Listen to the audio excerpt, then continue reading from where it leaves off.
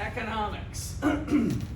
So we start this macro material off in chapter 3, and so some of the early chapters talk about some of the basics, and I thought I'd at least spend a few minutes kind of going over a bigger view of what we're really dealing with in economics. And so economics is the study of trying to satisfy unlimited wants with limited resources, is the working definition I like. So we got unlimited wants and limited resources. And there's kind of a lot packed into that definition. It means we have to make choices. We want lots of things, right? So if we think about the desires of society, some people want more of this, some people want more of that, right? So the wants are unlimited. People want lots of material things, the final products that they desire of beer, chicken wings, and pizza. Well, how do we make that stuff? We need resources to make that. The 4 basic resources are land, labor, capital, and entrepreneurship. So I have this picture up here to represent there being a certain amount of resources in a bucket of land, labor, capital, and entrepreneurship. So kind of the 4 basic resources. In the land bucket, we have what I would call God-made resources. So natural resources that are just here. In my belief, God made the earth and poof, here's some mountains, here's some minerals, here's some sunshine, here's some rain. So land actually refers to not just physical soil or acres of land, but rather everything that's naturally occurring, right? Everything that's naturally occurring would fall into this land bucket. And then we've got labor, which is people, and what you'll see in our text as we move into macro is sometimes we measure it in hours. So hours of work, or hours of labor, or number of people. We'll use both of those ways of measuring labor. And the labor is pulled from the general population. In the United States, we have about 330 million people, and about half of them end up being willing and able to work. They want to work. They might not be working, which will bring us up to employment stuff that we'll talk about later. But we've got about half the population in the United States that is in what we call the labor force. The capital bucket is what I call man-made stuff that helps make other stuff. So in the capital bucket, we have people that have taken natural resources and innovatively combined them together to make a computer, to make a cell phone, to make a pencil, to make a pen, to make machines, to make this building, the lighting, the electrical, the plumbing, everything that goes in. There's a lot of capital. So we're usually referring to physical things that help make other things. But we'd also talk about something like software or something like that. So it could be something that's intangible that falls into the capital bucket. The computer program, the coding that we use for it would fall into the capital bucket. So we've got machines, buildings, kind of think physical stuff. The main thing is don't think money. So in a lot of situations, maybe entrepreneurship or maybe finance class, we talk about raising capital to start a business. I'm trying to raise some capital. What are you trying to raise? You're trying to raise money. But we don't say it that way, or we don't use it that way here in at least Principles of Economics, because we want to think about the things that the money's buying. Why are you needing money to start a business?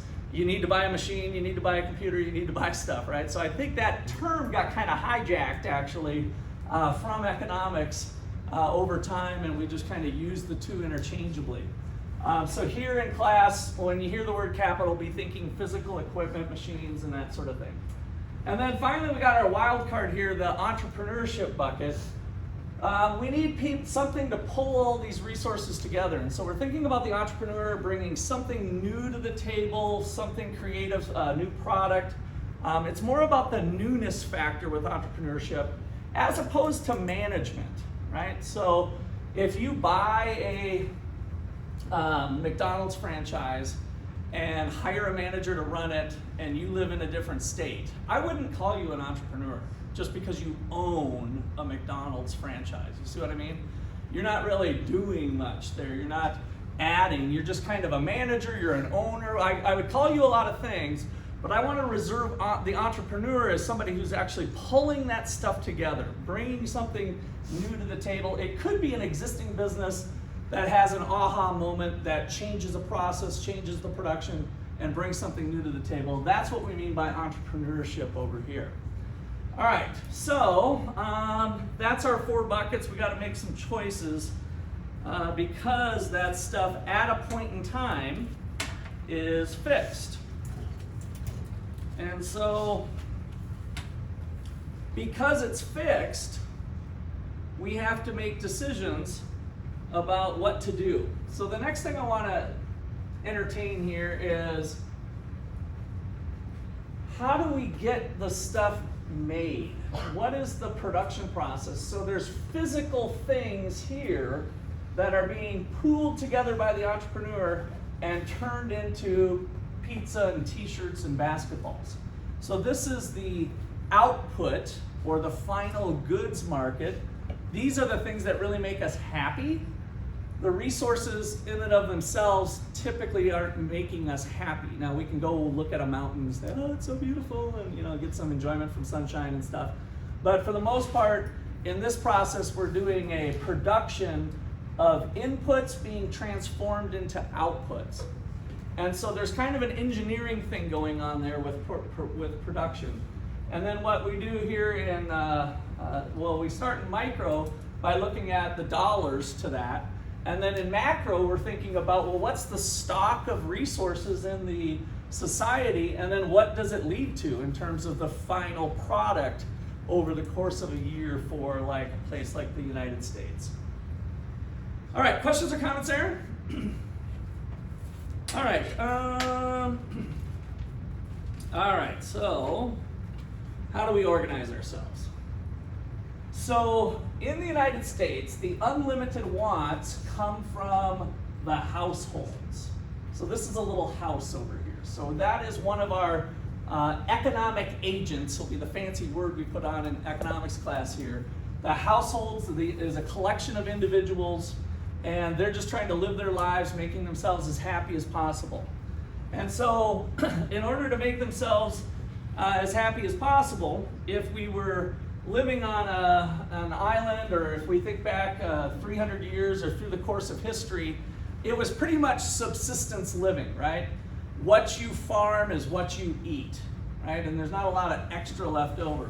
Well, as innovation and technology evolved and we became more able to have a surplus, we were able to sell. And so eventually, some of these people now have gone so far as to work in a business where they can specialize in their own skills and earn income, right? So now we've got businesses as another economic agent in society. And so what happens is during a given day, there's some of these people for 8 hours a day are over here, that's the blue people. So we don't want to forget that they're actually part of the household too, because it's individuals that really are the focus of the economy ultimately.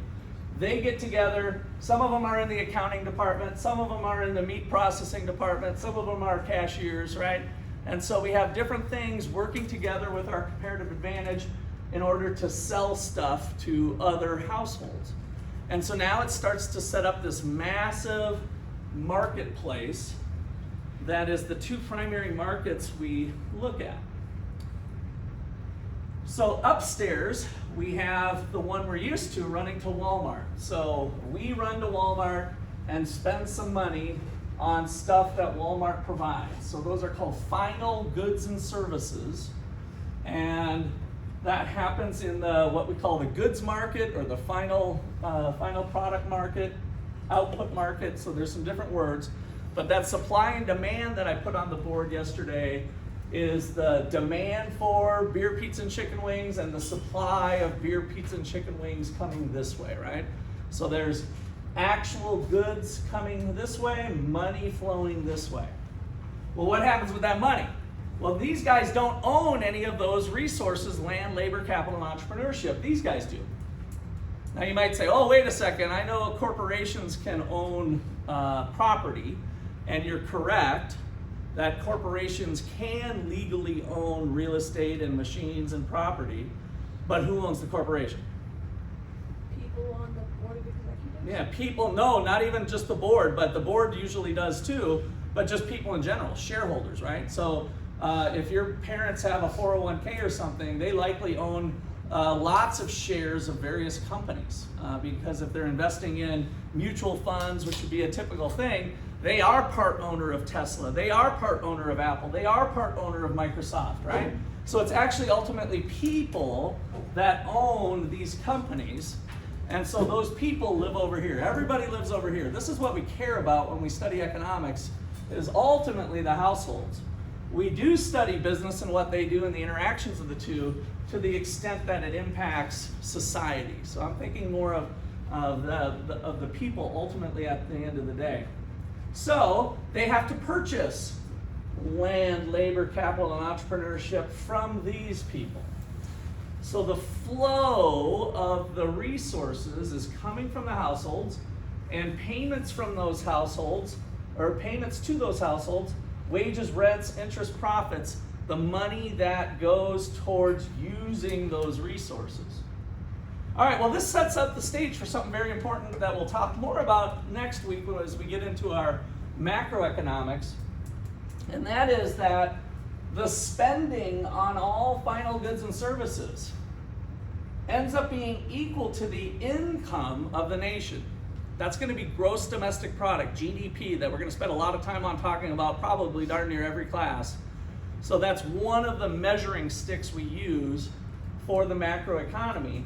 And this kind of highlights how spending on those final goods and services is equal to the income from those things. So the income of the nation and the spending of the nation on final goods and services ends up being basically equal.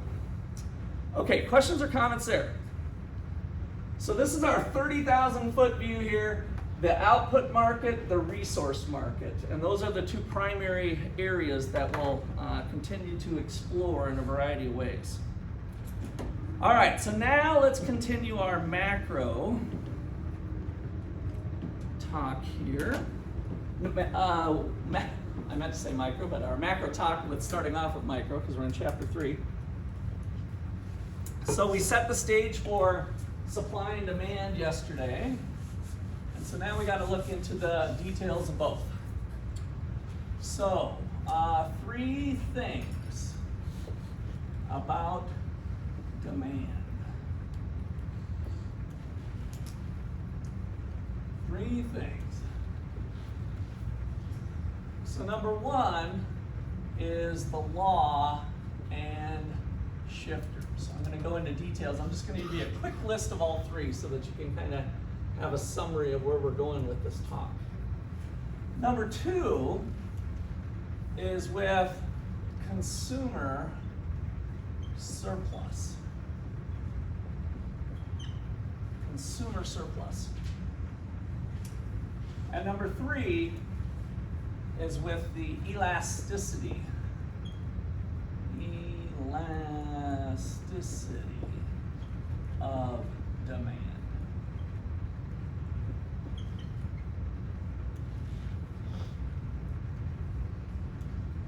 All right, so that's where we're going.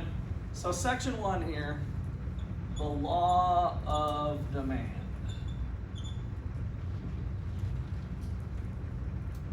Law of demand states, as the price of a good or service increases, the quantity demanded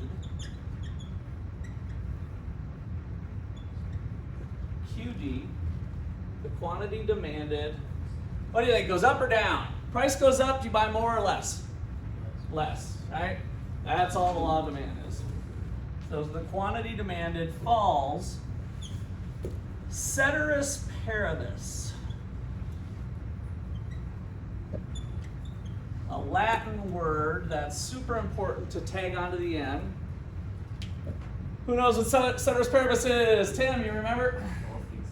All things constant, yes. So holding all other things constant is what ceteris paribus means. So I'll put a little asterisk here to tie it.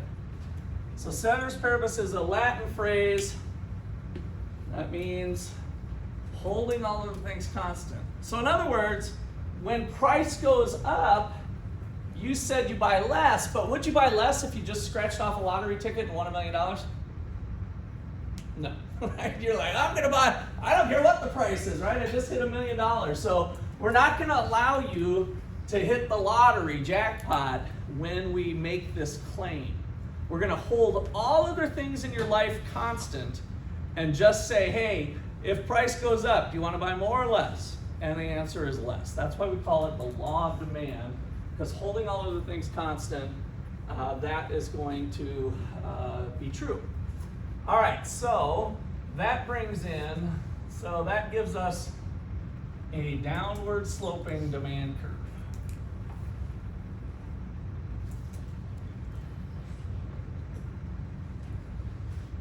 So if the price of, give me a good, any good, any good, any good, first thing to come to mind? Pizza. Pizza, all right? So pizza, holding all of the things constant, if pizza is at $20, 10 units, 10 pizzas are sold today in Ottawa. If pizza is at $17, we see that, let's go up to 15 pizzas are sold. If we drop down to 14, we get 20 sold. So holding all of the things constant, we move from point A to B to C. So the law of demand with the inverse relationship between price and quantity. Price goes up, I buy less. Price goes down, I buy more. That is reflected by a downward sloping demand curve. So the law leads to downward sloping demand curve.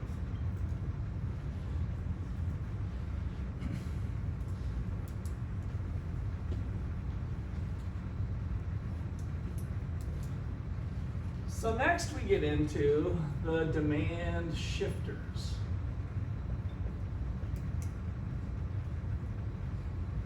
What's going to cause it to move around? Number one is our income. That's kind of like hitting the lottery. Your income went up because I know the IRS is going to want a cut of your $1 million jackpot that you just won, so they treat it as income. So if there's an increase in income,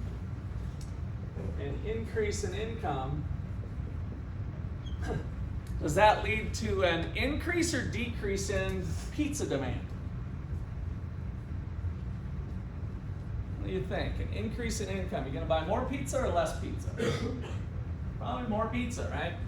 So most goods would follow this pattern of an increase in income leads to an increase in the demand for the good. I guess I won't put pizza because I don't want to necessarily say that yet. So an increase in income leads to an increase in demand, which is a shift to the right. So we kind of want to be thinking right and left here.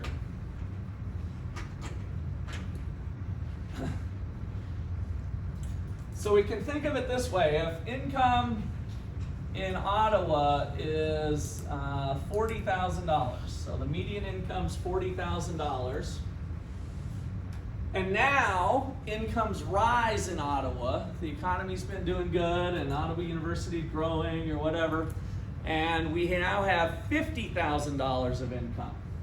Let's see what that looks like. At $40,000 of income, I used to want to buy 10, but now I want to buy more. At $17, I used to want to buy 15, but now that I got $50,000, I want to buy more. At $14, I used to want to buy 20 pizzas, but now I want to buy more. And so at every price, the demand curve, the schedule of numbers, shifts to the right due to the higher income.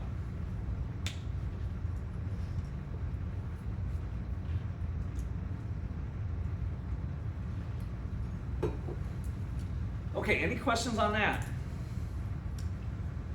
Can you think of any goods to where income goes up and you buy less of the good?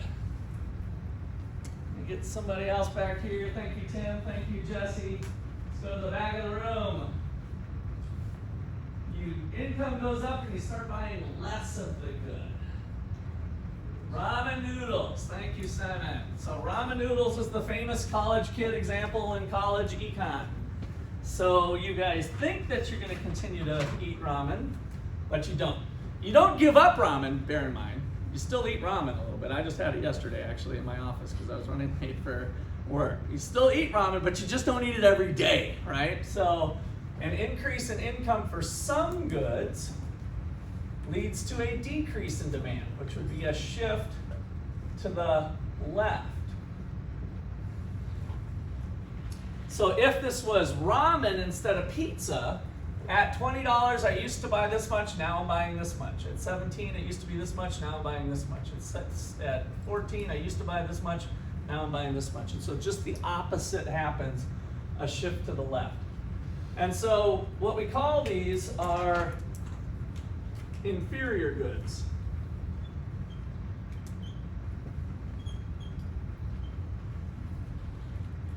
And most goods are normal goods. The first one we did, like pizza.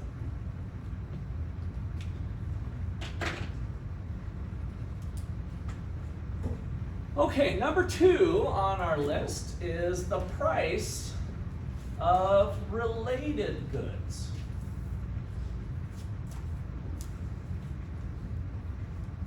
Price of related goods.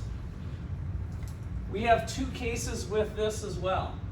So case number 1, let's call it A, are substitutes.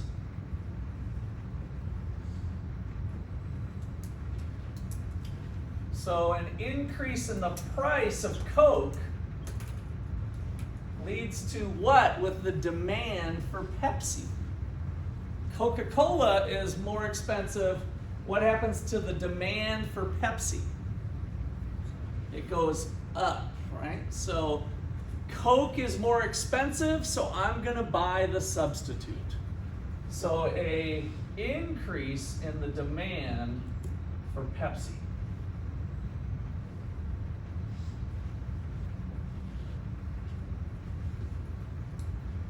B, goods can be complements. They go together. So a decrease in the price of Coke leads to what with the demand for pizza? Now I will bring you back to the pizza example. So Coke and pizza. If Coke prices get dropped in half, they used to be $3 for a fountain drink, and today only it's 50 cents. What happens to the demand for pizza? It goes up, right? And so businesses do this to us, right? They'll change the price of one complement in hopes that you will come into their store and buy the more expensive thing, pizza, right? So they say they lost a couple bucks by giving a promotion on Coke, but you went in and bought a $20 pizza. So an increase in demand for pizza.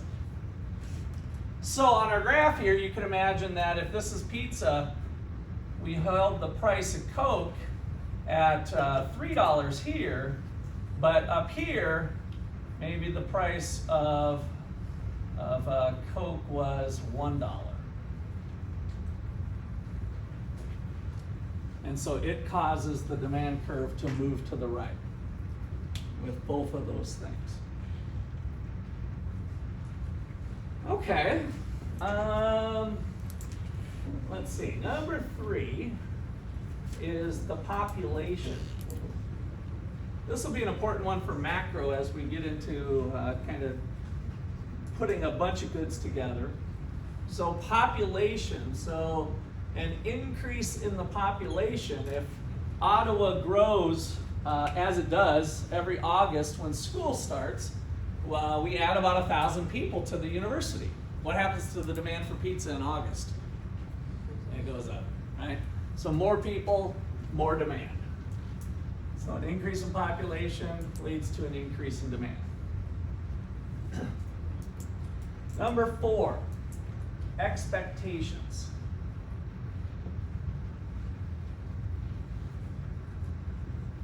An increase in the expected price, so let's put future expected price, we'll use this little E, I'll write it out here, and a lot of times I'll just put E. So the future price of pizza is going to go up. Pizza prices are going up next week. What do you do today? Buy more pizza today. So expectations, as we'll see in a lot of topics in macro, by the way, expectations are going to play a huge role in the economy in determining things. So that leads to an increase in the demand today for pizza.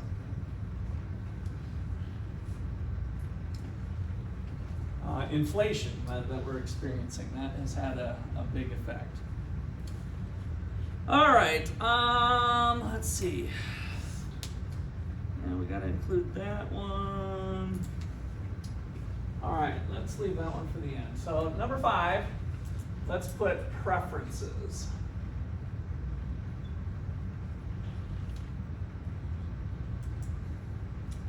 So advertising might think if there's an increase in coolness, you Swifties, you know what I'm talking about, the Swiftie effect. Taylor Swift endorses the Kansas City Chiefs, and now everybody, what happened to the demand for Kansas City Chiefs apparel? It went up, right? So Taylor changed people's preferences for Kelsey jerseys, right? For real. We got people wearing Kelsey jerseys that never even heard of them before. So that might be a new example for me moving forward. That's a good one. So especially for Kansas City area here. So an increase in a change in preferences, rain, the weather, lots of different things can influence that. So where we see this the most is in like advertising. So I'll just put that here. So advertising and information, TikTok videos, whatever, influence preferences.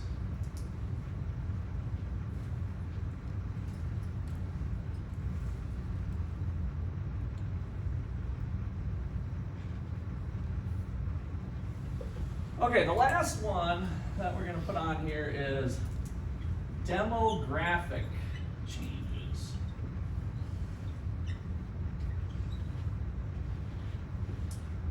So this could be, an increase in senior citizens, fraction of the population. So the population's growing, but it's growing because people are living longer, right? Maybe we're not making any more babies, but people are living longer. Well, what happens to the demand for adult diapers? It goes up, right? So we have a change in demographics in the population could have a change in different things. We could kind of put that under, preferences to some degree, but the list is out different.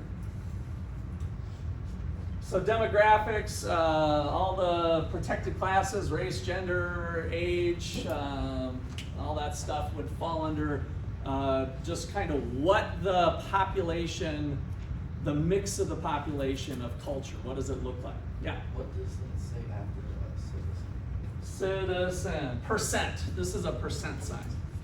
So I put increase in the senior citizen percentage of the population. Percentage of the population.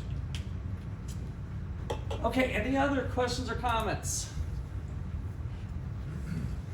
All right, yeah, Tim? With these, all the changes, like, is there any more shifters that are possible that we just don't work out? Or are these the only things that can change? I used to not even put this one on the list because this one could be maybe wrapped into this one. But your textbook put it on there, so I put it on here.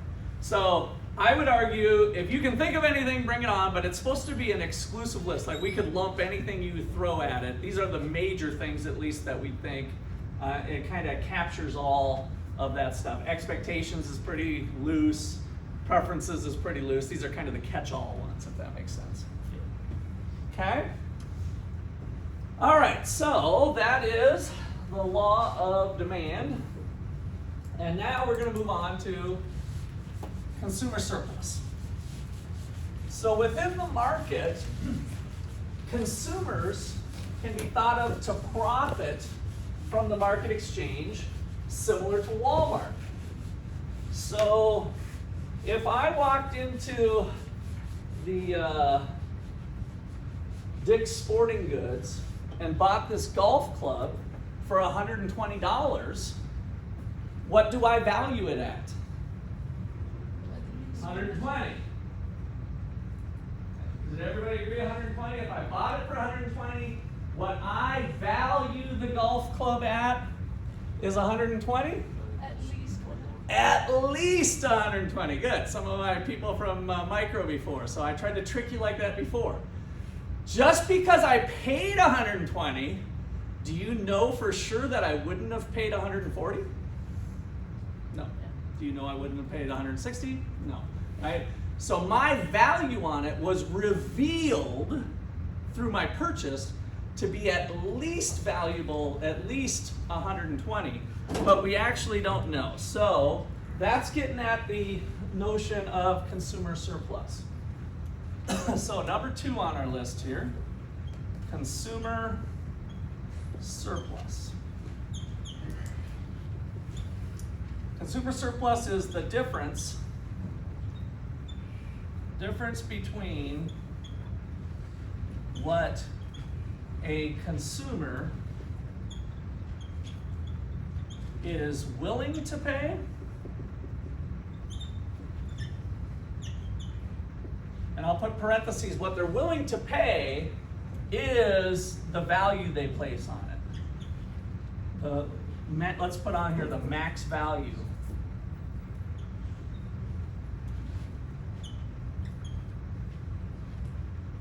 Difference between what a consumer is willing to pay and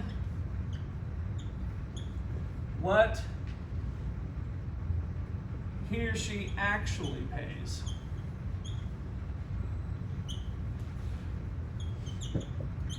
Which is the market price for each unit consumed or purchased.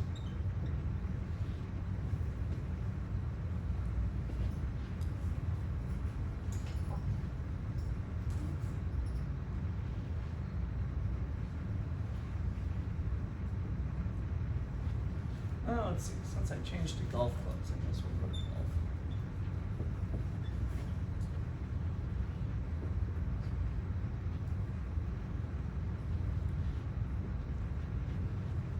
So somebody out there was willing to pay $180 for the golf club. Somebody out there is willing to pay $160 for the golf club. Somebody out there is willing to pay $140 for the golf club.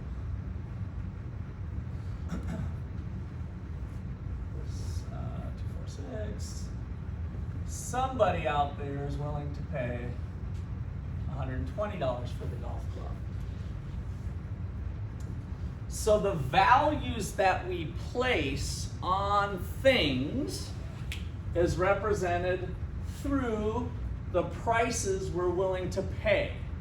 Remember yesterday, I said we put the high value customers over here, the people with the highest willingness to pay, and then we work our way down to the people with the lowest willingness to pay. And then I could even go all the way and put this thing in the corner here. These are golf club haters. I'm not paying a penny for a golf club, right? It's gonna make me sick or something, right? I can't sell it. It's just gonna take up room in my house. I'm never gonna golf again, right? You couldn't give it to me, right? So all the way down to a value of 0. All right? Because the demand curve is the marginal benefit curve from yesterday. The benefits that we receive from the good are reflected in the prices we're willing to pay. All right, so what determines the market price? Well, we need to get a supply curve in here. And so people are willing to supply golf clubs. I'm going to have this intersect right through 140 and 6. And I put it up here saying, well, you know, if they can't get $60 for a golf club, nobody's going to supply golf clubs, right? There's a minimum amount of resources that go into making a golf club, and if it's $60, we're not doing any. So I got to get, the company has to get something above 60. And the cost of making golf clubs goes up as you make more of them, what we covered yesterday, and we'll cover a little more today. And so the interaction of producers and consumers gives us that market price we talked about yesterday, where at 140, both parties are happy. The equilibrium price, and 6 golf clubs will be sold. And there's no room for beneficial exchange. There's no surplus, no shortage that we covered yesterday.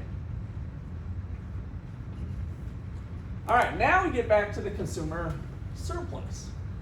Well, this guy here, the second person, got a marginal benefit of 180 and only had to pay 140. And so he got a $40 surplus. Almost like a profit, but it didn't come monetarily, right? It's because you got a deal. You went to the Dick's Sporting Good. Uh-oh. All right, remember to shut off your phones. You're kind of a new face, aren't you? Were you here yesterday? No, sir. No, sir? No, okay. I just didn't hear if it was no, sir, or yes, sir. Well, unfortunately, I don't know if you read the syllabus, but you lose points for not shutting off your phone. It's good that you had it in your pocket. What's your name? Francis what? Morrissey. Francis Morrissey. All right, Francis. Well, come on up after class so I can show you the syllabus and everything. I'll give you a hard copy of it. And otherwise, yes, you lose a point if your phone goes off, and keep them off the desk and all that fun stuff. All right, so the profit that this guy earned was essentially kind of $40 because he was willing to pay 180 and he got a deal, right? Well, the same thing for the fourth person. The fourth person here, she was willing to pay 160, but only paid 140. And so it's like she profited $20 off of the purchase of the golf club from Dick's Sporting Good. Well, now we're just going to add all of the people's consumer surplus. And so the first person, and the third person, and the fourth person, all the way down. Now the last person didn't have any consumer surplus. So does that mean they got screwed? No, they were willing to pay 140. They actually paid 140. So they were happy with the transaction. They still did it, but they didn't have this consumer surplus thing that we're talking about.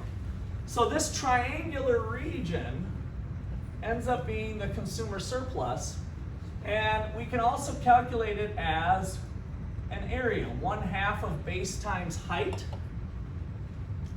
And so if this was at 190, 190 minus 140 is 50. So the 1/2 of the base times the height, the base is the 6 units times the height of 50. 6 times 50 is 300. people got $150 worth of consumer surplus. $150 worth of consumer surplus. So that's how we show it graphically, this benefit. Okay, any questions there? All right, the last thing then, number 3 on our list, is the elasticity of demand.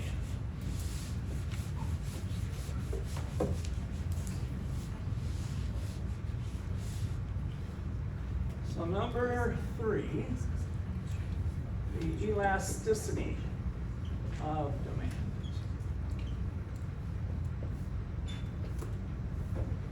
So the elasticity of demand shows the responsiveness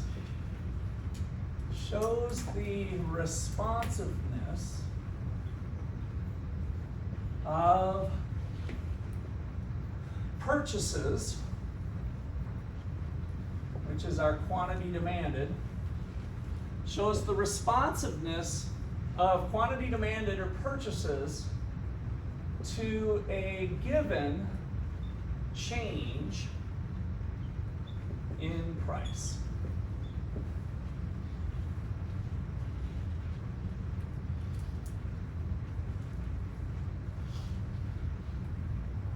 So this is going to have something to do with the flatness and steepness of the demand curve.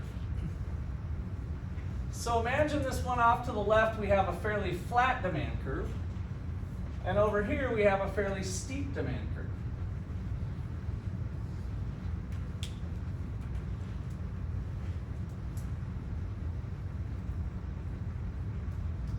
Which one shows a more responsive consumer to a price change, left or right? Which one shows the more responsive consumer, left or right?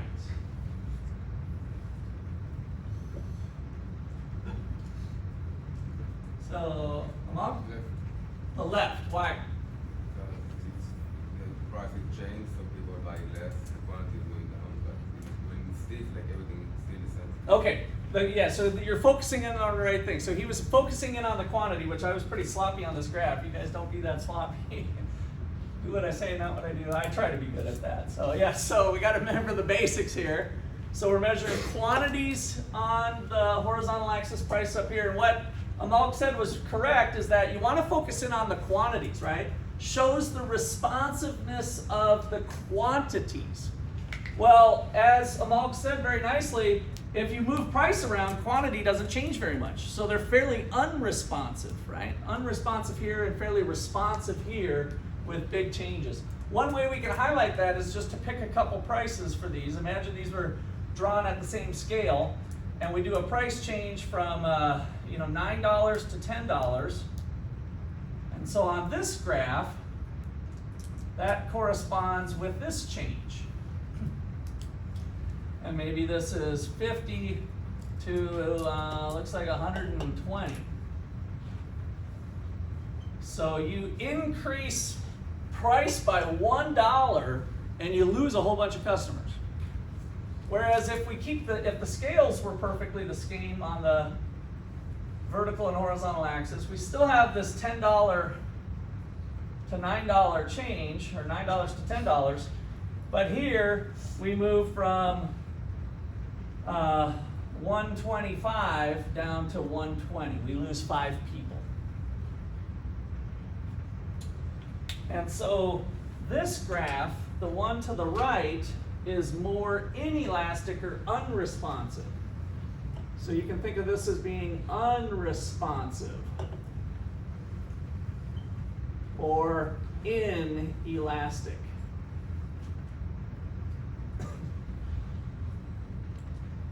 And this graph here is showing a very big response.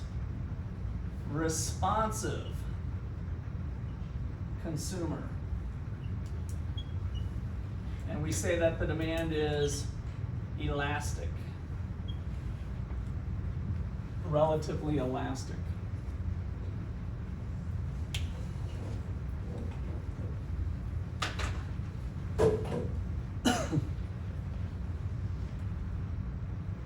So now, think about there being a supply curve of the golf club here. So a shift to the left of this amount raised the price to 10 and only lost this many customers. But now watch my movement here. Golf club magic is what I like to call it. I'm going to do the same thing here. The supply curve shifts like this. Now look at what happened to the price. It only went up by a little bit, right? So there's a difference going on here depending on how steep or flat the curves are. That's what elasticity is picking up. Same thing here. If I flatten out this demand curve, what's happening to the red triangle? It's shrinking, right? So there's not as much consumer surplus when we have an elastic demand relative to the supply. Same thing if I make it steeper, if I turn this into cocaine instead of golf clubs. Here's cocaine. Woo! I would have paid, are you kidding me? It's only $100 a gram. I would have paid $300 a gram. I got the shakes right now, right? So that is the difference here between cocaine and golf clubs. Little education on drugs today as well. Can I quote you on that? So no, we do not need clarification on that. If I was wrong, I was wrong. All right, so any last questions then? That kind of summed up our three things with demand. Any questions or clarifications? Okay, we're going to now do three things about supply.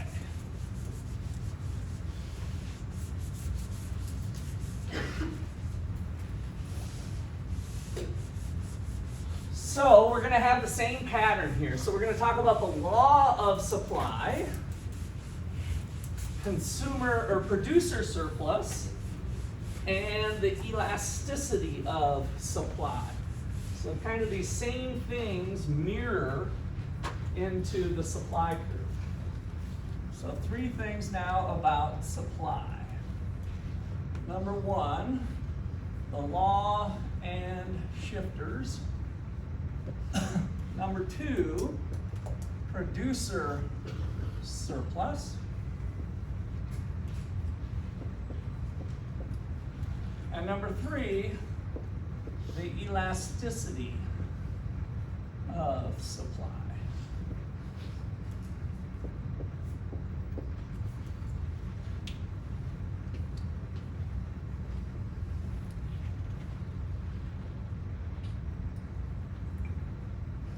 So now you have to put your business hat on. This one's a little tougher because you grow up as little babies being consumers, right? Give me a toy, give me a toy. You're walking through the department store. So you're born a little baby consumer, but you're not born a baby producer, most of you. So now we have to put on a different hat. As the price of a product goes up, the price that you can sell it for goes up, you as a business, is that going to allow you to put more product on the shelves or less? More or less. It's always, I hear some lesses and mores. This one always is a little counterintuitive. So listen to me really carefully. You are a business, you're selling product, you're trying to maximize profit. So as the price you can sell your product for rises, would you like to sell more of your product or less? More. I still heard a few lesses. It's more. So as the price goes up, the price you can sell for. What's hard to divorce ourselves with here is we're kind of mixing, some of you are mixing maybe the law of demand, thinking, oh, if prices go up, people aren't going to buy as much. I don't want you to think that way. I just want you to say you can get a higher price. So the market price, for whatever reason, outside of your control, the market price is going up, what would you want to offer for sale? That's the law of supply. So number one, the law of supply is as the price of a good increases, the quantity supplied increases. Ceteris paribus.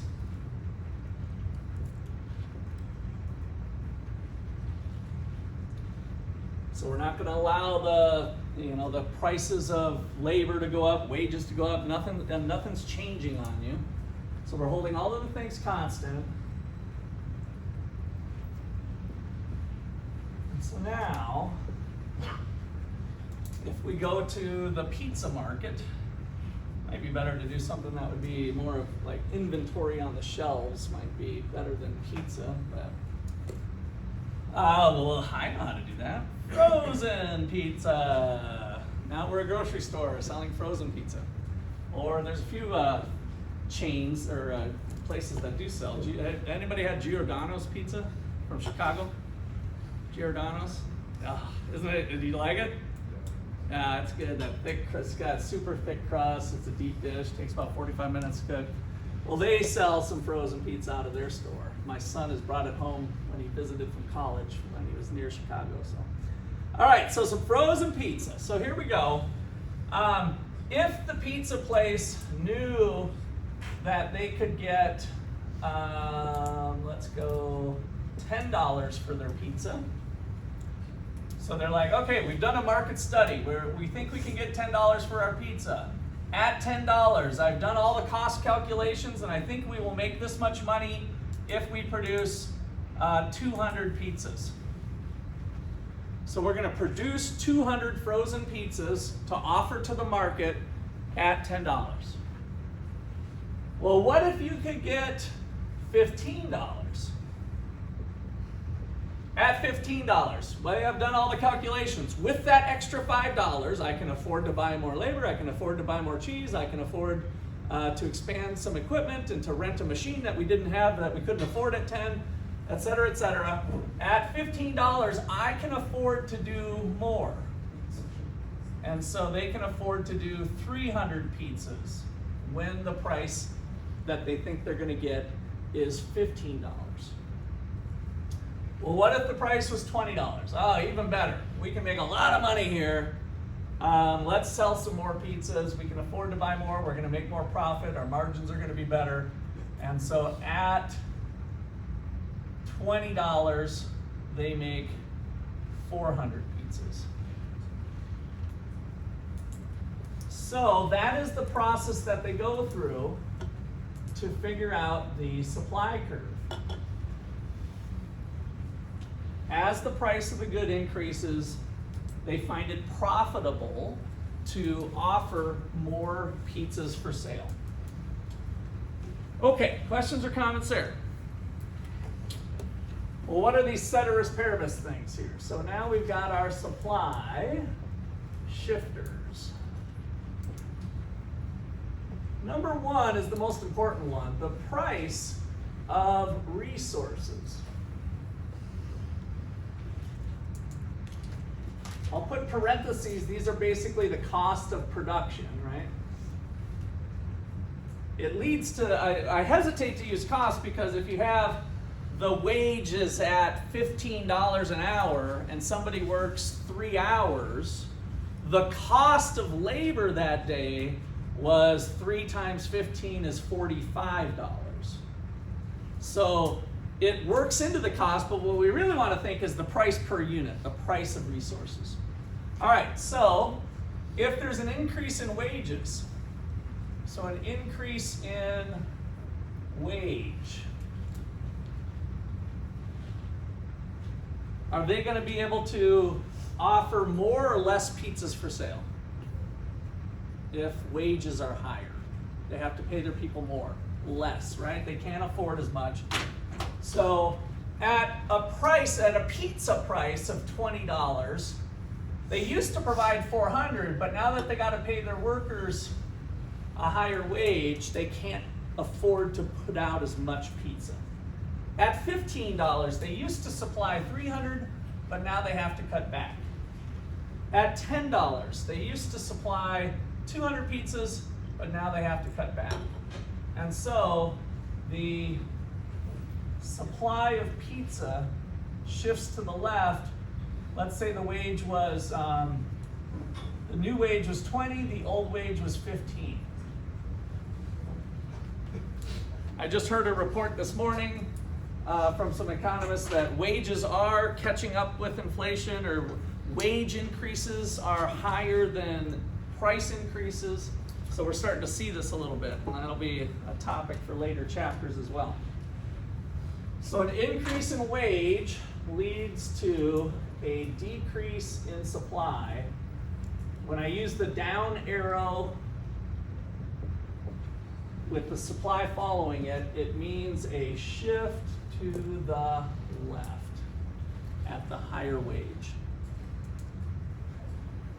Now this is, I just say wages here, it could be the increase in the rental rate for capital, rental of machines that I need to use. You guys saw the sidewalks torn up because they're putting in high-speed fiber into the town of Ottawa. So they might be renting those trenching machines and other machines. They got a lot of guys with shovels too, but they have some machines that are boring holes to put fiber down. So if the rental rate of machines increases, that would also lead to a decrease in supply. So it's any price related to the production process.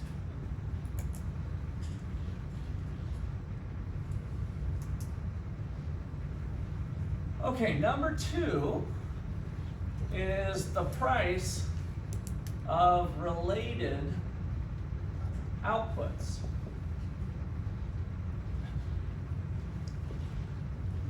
The price of related outputs. So an increase in the price of corn leads to a decrease in the supply of soybeans. Do I have any farmers in here? Family farms or anything that do some farming? Okay, we got a couple of you. So we have crop rotation. This is always, I always had a few more hands when I taught up in Iowa at Iowa State. So you tend to rotate, but if corn prices are high enough, we might be willing to take our rotation out of a soybean for 1 year and put it into corn or something, or we'll till up some land that we didn't normally till up.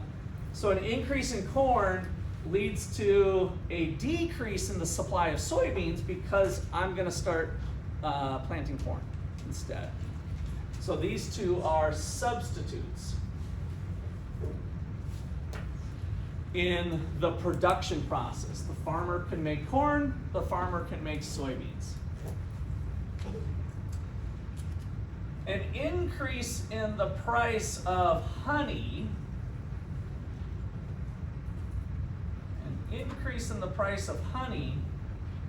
leads to an increase in the supply of beeswax. What do we use beeswax for?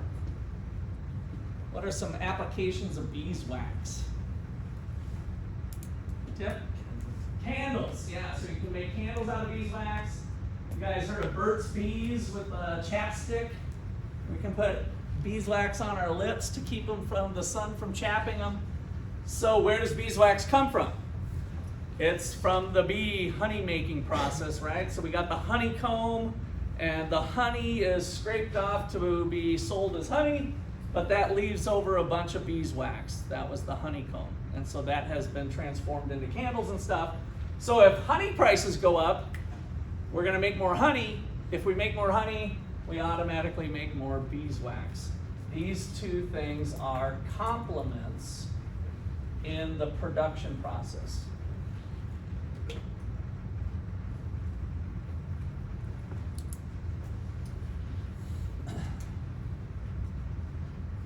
All right, so let's see, let's put up weather next maybe. Yeah, let's do weather. Number 3, weather. So an early frost in Florida leads to a decrease in the supply of oranges. Natural disasters, wiping out towns, floods, hurricanes, all of that stuff can influence that.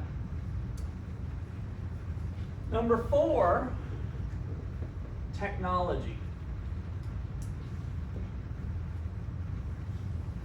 Technology.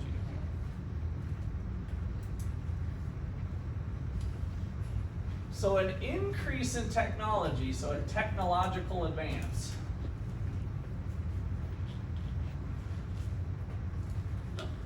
Does that improve or hurt the company? Overall, we kind of want to think about if there's a new way to do something and they adopt it, did that save money or cost money? Over the long haul, maybe I should say, because it might have cost money up front. Is it good or bad for the company? Good, right? So the technological advance leads to an increase in supply because they probably saved on other things, maybe a machine, maybe a person, and so they're able to supply more now that one machine can replace 2 people. They end up being able to supply more. All right, and the last one here is taxes.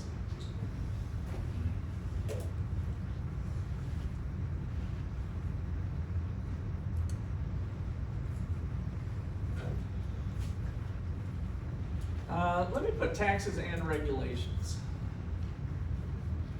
on business.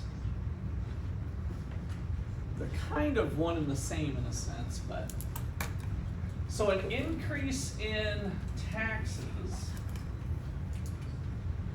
is similar to an increase in wages, right? So an increase in taxes is going to shift the supply curve to the left. The difference here is that it's imposed by government, not by something naturally occurring in the private market. So the distinction here between this and this is that this is the private sector, private market. Let's put not government, non-government. So this is just something that happened, right? There was a shortage of people and wages went up or something, right? So it's kind of naturally occurring in a free enterprise system, in free markets. Here is somebody sitting in Washington, D.C. saying, I think we should raise taxes, right? And so it's this externally driven thing. So this one is through government. So public market, government driven. So we want to make that distinction because the next chapter we have coming up is going to look at differences between government imposed stuff and market changes that happen. The regulations is going to work the same. If the government increases regulations for a business, do you think that's a cost-saving thing or did it add cost?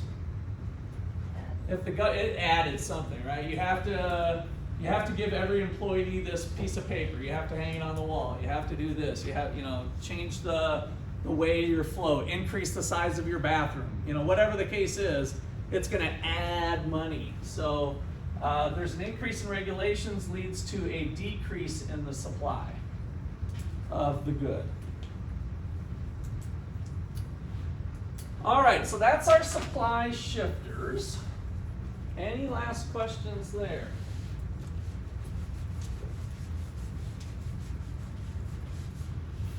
All right, producer surplus. Producer surplus is the difference between what a producer actually gets, which is the market price, and the minimum amount they must get for each unit consumed, or each unit produced. So number 2, producer surplus.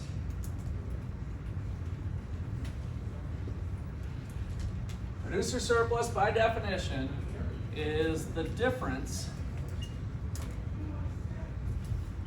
between what a producer receives for its product, which is the market price.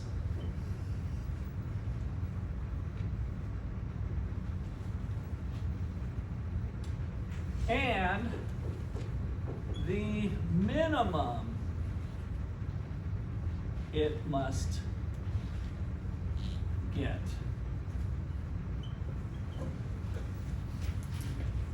to supply the product,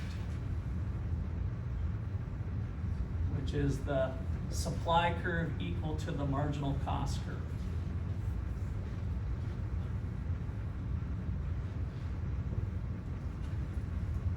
So if we come up to our supply curve, and let's go ahead and just add a demand curve, since we're getting good to this. The supply curve is the incremental cost of each additional unit.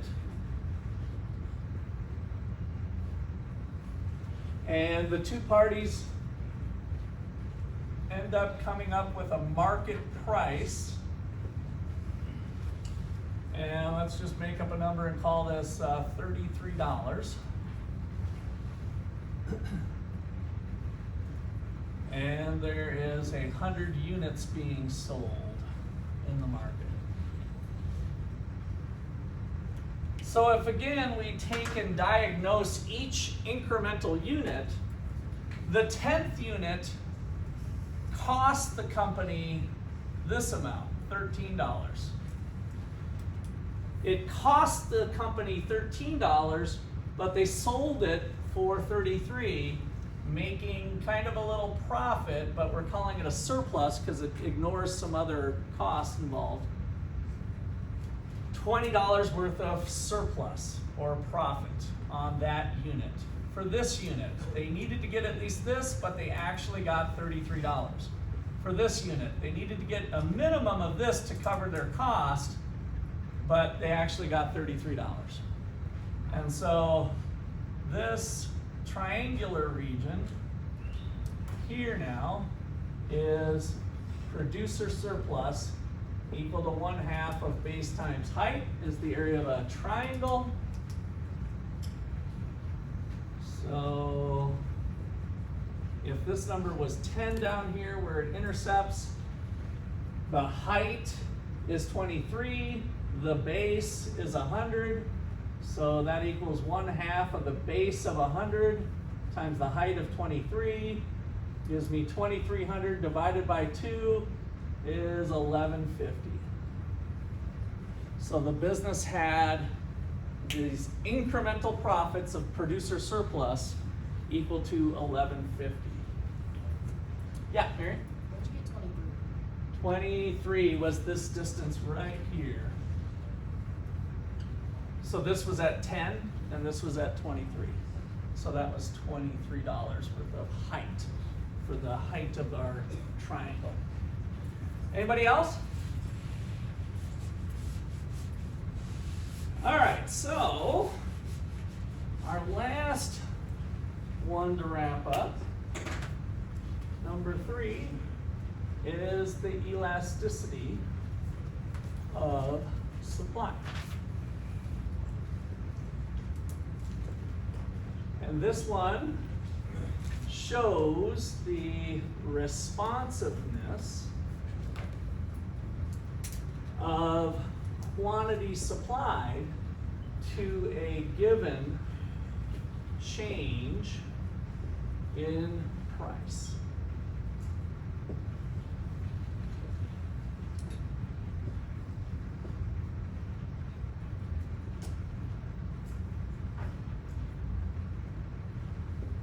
So let's do 2 side by side again, but this time we'll draw supply curves. And so you can draw a really flat supply curve and a fairly steep supply curve.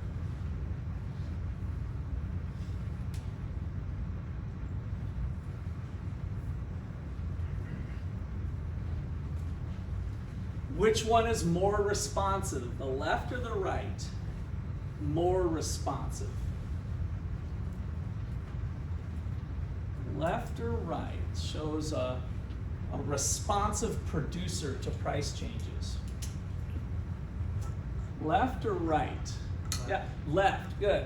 So same reasoning we had before is that this one shows them changing their quantity a lot if prices are changing. So from here to here, let's say it's from $10 to $12.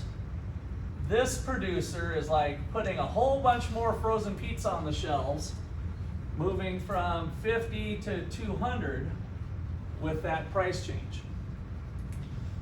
Over here, the supplier has a less elastic response. So the quantity's moving from 200 to 220 with the price change. So price goes up from 10 to 12. With the left panel, we go up by 150 units. Here we only go up by 20 units. So this one is less responsive or more inelastic. And this one is more responsive. More elastic.